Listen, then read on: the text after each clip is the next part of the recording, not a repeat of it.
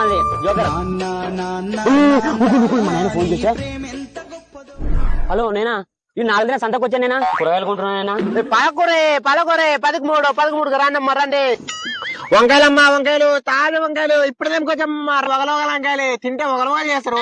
2 కేజీలు రూపాయలే రారా తీసుకోమారా. టమాటాలమ్మా టమాటాలే 103 కేజీలే ఎర్ర నేను గెలాడతామా తింటే నన్నే పంచాలమ్మా. టమాటా మునక్కాయలే 10 కుసురు లేదబ్బా చాలా పిరమదే బెండకాయలు. మరి నాకు 1/2 కిలో బెండకాయలు ఉన్నాయండి అబ్బా.